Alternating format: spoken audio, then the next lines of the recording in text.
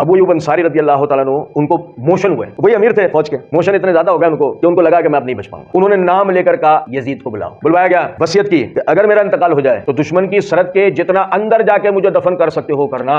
सिर्फ इस वसीयत पर अमल करने के लिए कितनी बहादुरी चाहिए बताइए जरा मुझे, कैसा आदमी चाहिए होगा जो इस वसीयत पर अमल करे। और आप पढ़े उठा के तारीख, यही नहीं इस वसीयत पर अमल हुआ, बल्कि जब यजीद बिल्कुल आखिर के अंदर पहुंच गया जहां किले की फसील आ गई, ऊपर फसील से जो ना वो फौजी उनका चिल्लाया, तो चिल्ला के कहा तुम इसको दफना के जाओगे, हम इसको सुबह निकाल के बाहर फेंक दें। यजीद ने ललकार के कहा याद रखना इस कब्र की मिट्टी को भी अगर हरकत दे दी ना तो जजीरा अरब पे तुम्हारे जितने स्लेबी रहते हैं सबको जमीन में जिंदा गाड़ देंगे। ओ भाई मेरे बताओ तुम्हारा कौन सा ऐसा हुक्मरान है जो दुनिया में खड़े होकर अपने मरतबे मुसलमानों के दिफा में यह बात कहे कि अगर आज हमारे किसी मुसलमान की कब्र को भी हिलाया गया तो कल किसी एक भी अहले किताब को जिंदा छोड़ेंगे। यह गैरत किसके अंदर है? भाई मैं अमूमन एक बात कहा करता हूं, ऐसे ही तुम्हारे हीरोज को तुम्हारे सामने विलन्स बना के पेश नहीं किया जाता। भाई मेरे बताओ तुम्हारा कौन सा ऐसा हुक्मरान है जो दुनिया में खड़े होकर अपने मरतबे मुसलमानों के दिफा में यह बात कहे कि अगर आज हमारे किसी मुसलमान की कब्र को भी हिलाया गया तो कल किसी एक भी अहले किताब को जिंदा छोड़ेंगे। यह गैरत किसके अंदर है? भाई मैं अमूमन एक बात कहा करता हूं, ऐसे ही तुम्हारे हीरोज को तुम्हारे सामने विलन्स बना के पेश नहीं किया जाता। आपको सुनकर हैरत होगी कि ममालिक इस्लामिया के बच्चे ने हजरत यजीद के हाथ में वोट डाला। और दूसरी तरफ शिकार के शानदार शौकीन, और अगर मेरा हाफिजा गलती नहीं कर रहा है तो ये पहला शख्स है जिसने चीते को शिकार करने के लिए सबसे पहले ट्रेन किया है। बताइए जो आदमी चीते को ट्रेन करके शिकार करता हो उस आदमी की बहादुरी का क्या आलम होगा। से हजरत यजीद रहमतुल्लाह अलैह की बहादुरी का अंदाजा होता है। रिवायत सही मानता था तो फिर अब्दुल्लाह बिन मुती की बात सही कि वो शराबी था। हाँ, जो मोहम्मद बिन हनफी ने जवाब दिया वो सही नहीं था। हाँ मान लेते यजीद शराबी है, जो मोहम्मद बिन हनफी ने कहा उसके बाद मोहम्मद बिन हनफी ने कहा तुम्हें यजीद ने बताया कि मैं शराब पीता हूँ, पढ़ी ना भी तो पूरी रिवायत, तुम्हें यजीद ने बताया कि मैं शराब पीता हूँ या तुमने उसके साथ पी है क्या? जब तो तुम्हारी शहादत कबूल की जा सकती है कि यजीद शराबी है तो हम कहते हैं मिर्जा जी चलो आधी नहीं पूरी गुच्छी ले लूं। सही रिवायत सही है और यजीद शराबी है, तुम तस्लीम करो अब्दुल्लाह बिन मुती शराबी है, नऊजुबिल्लाह मिन ज़ालिक। तुम तस्लीम करो कि अब्दुल्लाह बिन मुती शराबी है, और अगर तुमने मिर्जा जी तस्लीम कर लिया तो हालत शुक्र में किसी अदालत में गवाही कबूल नहीं होती, तुम तो हमें रिवायत कबूल करवा रहे हो। मिर्जा जी मैंने अर्ज किया था शुरू में मसला यजीद की वकालत का नहीं, मसला है तुम्हारी गर्दन पकड़ने का, मसला है तुम्हारी गर्दन, सीधी बात। यजीद शराबी काला चोर, हमें परेशानी नहीं है, हमें परेशानी तो इस बात से है रुबा तुम मानते हो तो फिर तुम्हें यजीद को शराबी मानना पड़ेगा। मिर्जा जी हम मानने को तैयार है, तुम अब्दुल्लाह बिन मुती को शराबी मानोगे जैसे कि मोहम्मद बिन हनफिया ने कहा। वो कहते हैं नहीं हजरत अली का जो अपना बेटा है मोहम्मद बिन हनफिया उसने तो बड़ी तारीफ की है यजीद की। हम पूछते हैं कहां लिखा हुआ है, कहते हैं तारीख में लिखा हुआ है। तारीख में अगर 5% बातें यजीद और उनके वालिद के हक में है ना तो 95% उनके खिलाफ है, बल्कि ईमान साबित करना भी मुश्किल हो जाएगा अगर तारीख तबरी के हवाले हमने पेश किए तो।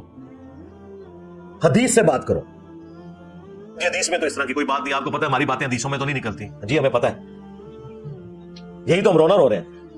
लेकिन वो तारीख में तो है जी, हम कहते हैं वो जो तारीख तुम पेश कर रहे हो वही पूरी पढ़ के बता दो। इब्ने कसीर ने नकल किया है ये मरदूद रवायत, लेकिन ये रवायत पूरी नहीं पढ़ सकते, वो इनके गाटे फिट हो जाएगी। उस रवायत में पता क्या है, अब्दुल्ला इब्ने मुती साहबी मोहम्मद बिन हनफिया के पास आते हैं जो ताबी हैं, जो हजरत अली के बेटे हैं, हनफिया नामी औरत से। उन्हें आगे कहते हैं कि हजरत आपका भाई हुसैन शहीद हो गया, यजीद हुक्मरान बन गया, आप क्यों नहीं क़याम करते?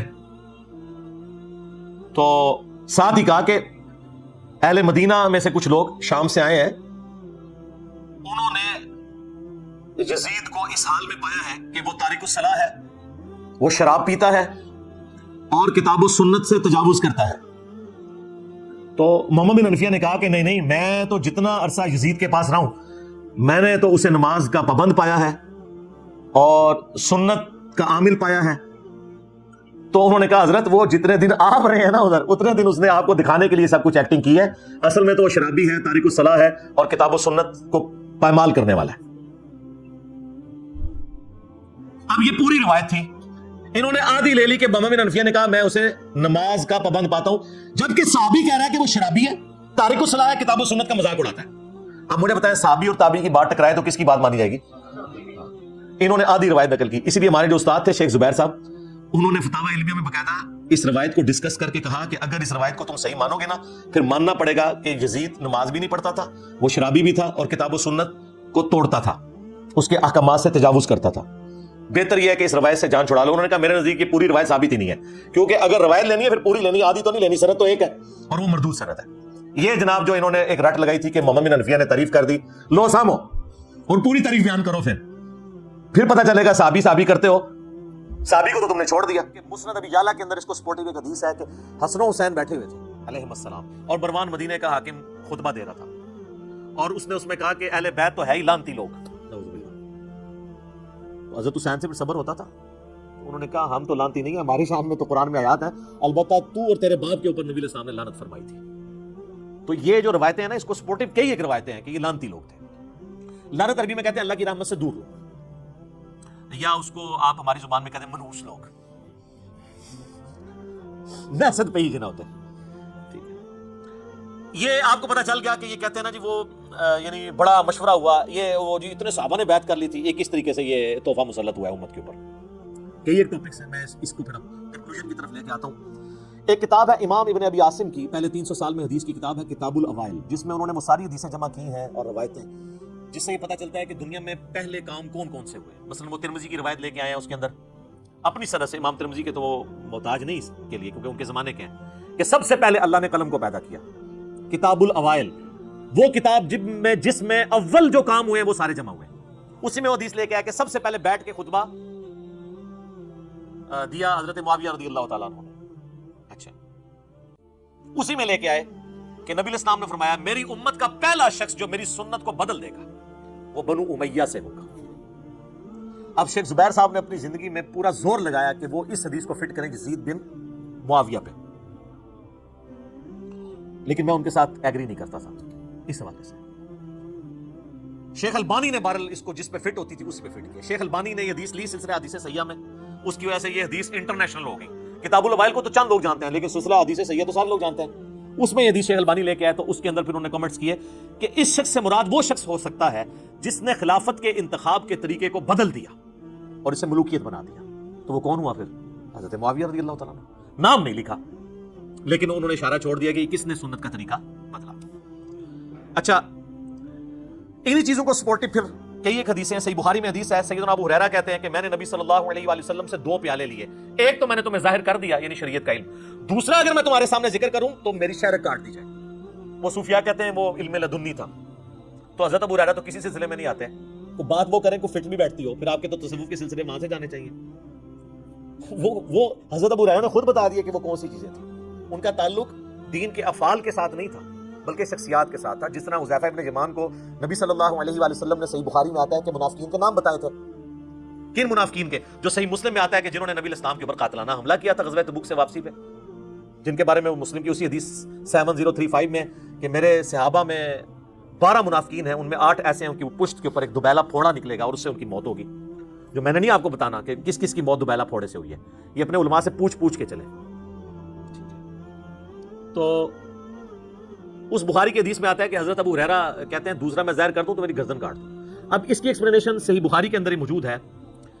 تابعی کہتے ہیں سعید بن عمر, وہ کہتے ہیں میں مسجد نبوی میں بیٹھا ہوا تھا اور حضرت ابو ہریرہ رضی اللہ تعالیٰ عنہ اور مروان بن حکم یہ دونوں مسجد نبوی میں موجود تھے, کیونکہ مروان بن حکم گورنر تھا اور جب کبھی وہ جاتا تھا تو حضرت ابو ہریرہ کو اپنی جگہ نہ گورنر مقرر کر کے جاتا تھا. لیکن یہ نہیں کہ حضرت ابو ہریرہ ان کے کوئی اعلی کار بنے تھے, وہ سچائی کرتے تھے. میرا پچھلے دنوں ایک کلپ ریکارڈ ہوا ہے انس بن مالک شیعہ, آپ دیکھ لیں, اس میں نے انس بن مالک اور ابو ہریرہ کا دفاع کیا.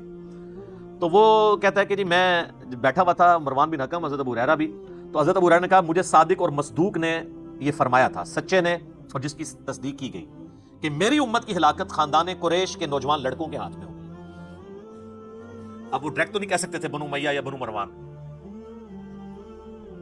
وہ تو مسند ابی یعلا کے اندر موجود ہے حدیث. حضرت ابو ہریرہ روایت کر رہے ہیں کہ نبی علیہ السلام نے اپنی وفات سے چند دن پہلے خواب دیکھا کہ بنو حکم کے جو بندر ہیں وہ میرے ممبر کے اوپر کود رہے ہیں, اور پھر وفات تک حضور کو مسکراتے ہوئے نہیں دیکھا گیا. یعنی آپ اتنے دکھی ہوئے, آپ کو بتا دیا گیا تھا کہ آپ کے ممبر پہ ہی مسلط ہو جائیں گے.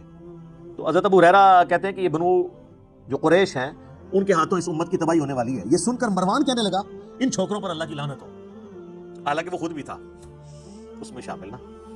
تو حضرت ابو ہریرہ نے فرمایا اگر میں چاہوں تو میں بنو فلاں اور بنو فلاں کا نام لے کر بتا سکتا ہوں کہ وہ کون ہے. ظاہر وہی تھا نا حکمران, تو اب وہ نام لیتے تو پھر حضرت ابو ہریرہ بھی شہادت کے درجے پہ پہنچتے نا. تو وہ انہوں نے آخری درجہ اڈاپٹ کیا اور یہ جائز ہے. یہ بعض لوگ جو تان کرتے ہیں نا حضرت ابو ہریرہ کے اوپر, بھائی آپ حضرت ابو ہریرہ کو حسین ابن علی تو نہ سمجھیں.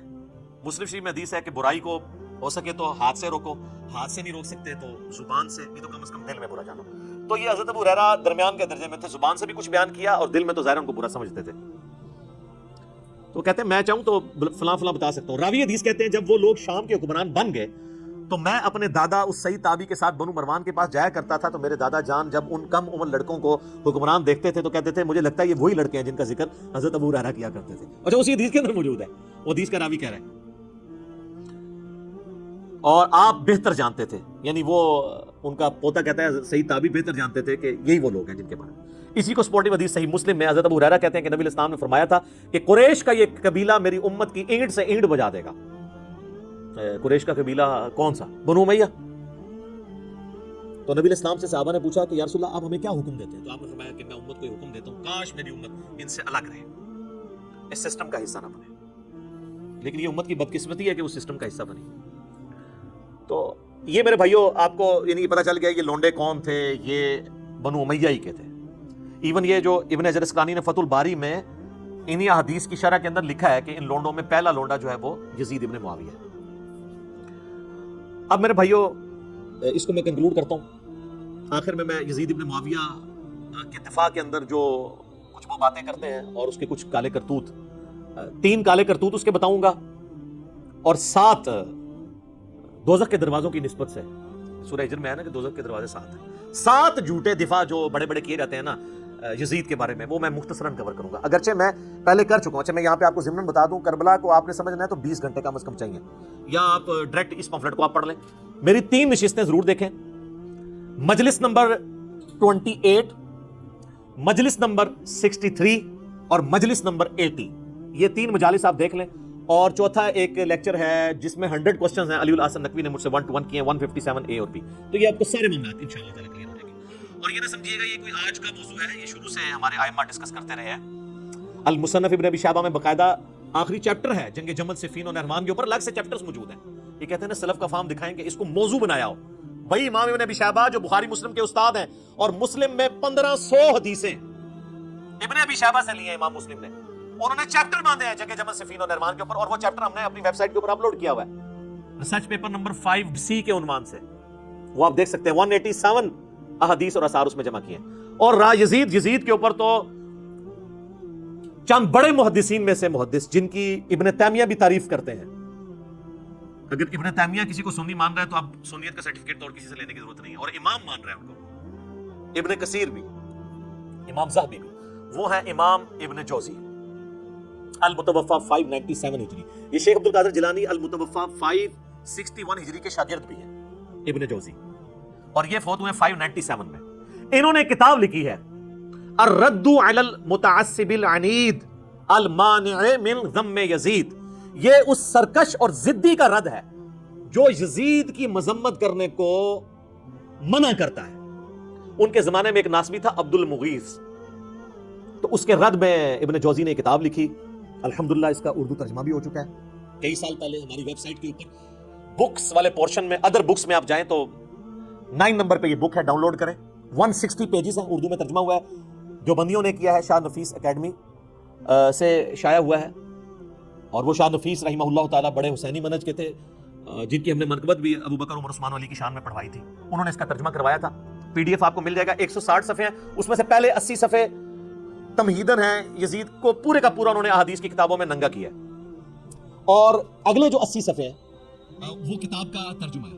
اور یقین کریں وہ آپ پڑھیں, انہوں نے کوئی لحاظ نہیں کیا ابن جوزی نے, حتیٰ کہ انہوں نے حضرت معاویہ رضی اللہ تعالی عنہ کے پیچھے جو یزید کو چھپایا جاتا تھا, انہوں نے اس کے اوپر بھی اپنا قلم نہیں روکا, اور انہوں نے بڑے سخت باتیں کی ہیں جو میں یہاں کرنے کی ضرورت نہیں سمجھتا.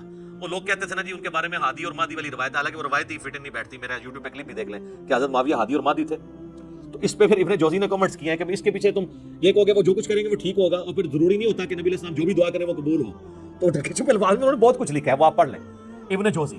اور اس کتاب کی تعریف ابن تیمیہ نے بھی کی ہے, ابن کثیر نے بھی کی ہے کہ یہ یزیدیوں کے رد میں, ناصبیوں کے رد میں کتاب بڑی زبردست ہے. تو آپ اس کو ڈاؤن لوڈ کر سکتے ہیں. ہارڈ کاپی اس کی آپ کو نہیں ملے گی کیونکہ انہوں نے چھاپنا بند کر دیا ہے. ظاہر ہے اس طرح یعنی یہ عام کتابیں بکنے والی نہیں ہے, تو ہماری ویڈیوز کی برکت سے اب عام ہو رہا ہے. ویسے سافٹ کاپی آپ ڈاؤن لوڈ کریں, اور ہمارا ریسرچ پیپر تو اس سے بہت اوپر ہے اللہ کے فضل سے, کیونکہ یہ تو پورا پورے ڈاکٹرن کو کور کرتا ہے. تو وہ ابن جوزی کی کتاب آپ پڑھیں گے تو آپ کو پتہ چل جائے گا.